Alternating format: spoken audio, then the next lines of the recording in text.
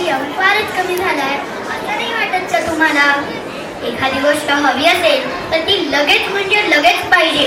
थोडा उशीर झाला तर राग राग चिडचिड असं कसं हे वागणं मुलांचं? आपल्या मुलांना एखादी गोष्ट हवी असेल तर किती दिवस वाट बघावी लागायची. दिवाळीच्या सुट्टीत एखादं नवीन खेळणं किंवा एखादी नवीन वस्तू मिळायची. आता महागडी खेळणी, मोबाईल सगळं एका क्लिपवर घरपोच. याने मुलांना कष्टाची आणि पैशांची किंमत कशी कळणार?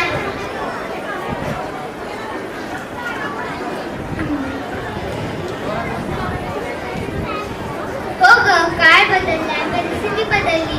मुलांमध्ये मला सहज मिळतं म्हणजे मी मेहनत का करू ही भावना निर्माण झाली. त्यामुळे नकार ऐकण्याची सवय मुलांमध्ये नाही. रागामुळे डिप्रेशन, स्पर्धा, नाटक दुरावा ही पालकांमध्ये भीती. आपण वेळ देत नाही याची जाणीव. त्यामुळे मुलांमध्ये स्वावलंबन कमी, निर्णय घेण्याची क्षमता कमी. यालाही कारणे आहेतच ग.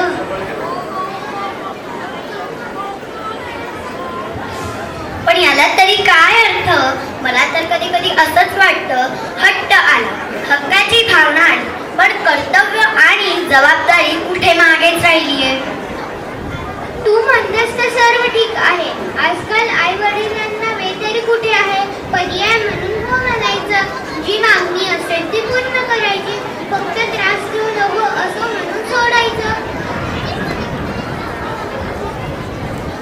मी पालक म्हणून माझ्या मुलाला कमी पडता कामा नये हीच भावना. तुम्ही जे म्हणताय ते बरोबर आहे. मी जे म्हणते तेही बरोबर आहे. पालक म्हणतात तू अभ्यास कर, मी काम करतो असं म्हणून ते मोकळे होऊन जातात. शिस्त लावायला वेळ नाही, पण मागण्या पूर्ण करायला UPI आहेच. आजकाल हम किसी से कम नाही या स्पर्धेमुळे काही पालक तर कर्ज काढून सुद्धा मुलांच्या मागण्या पूर्ण करतात. मुलांना याची जाणीव सुद्धा होऊ देत नाही की ही गोष्ट आपल्याकडे नाहीये किंवा ही गोष्ट मिळवण्यासाठी खूप कष्ट करावं लागतं. जर मुलं बेजबाबदार ठरले तर याच्यात पालकांचाही तर वाटा आहेच ना. तूही बरोबर आहे, आजच्या पालकही बरोबर आहे. पालकांना वेळ कमी, त्यामुळे भावनिक ठिसूळपणा आला आहे. पैशाची किंमत नाही यावर तोडगा म्हणजे हो आणि नाहीचा बॅलन्स. खरंच गरज आहे का हा विचार कुठेच राहिला नाही. मी तर एकच म्हणे, मुलांना सगळ्या गोष्टी उपलब्ध करून देऊ नका. काही गोष्टींसाठी त्यांना वाट पाहू द्या, काही गोष्टींसाठी त्यांना प्रयत्न करू द्या, काही गोष्टींसाठी त्यांना कष्ट करू द्या. मुलांना सुखी करण्याच्या नादात आपण त्यांना कमजोर तर करत नाही ना, याचाही विचार करायला पाहिजे.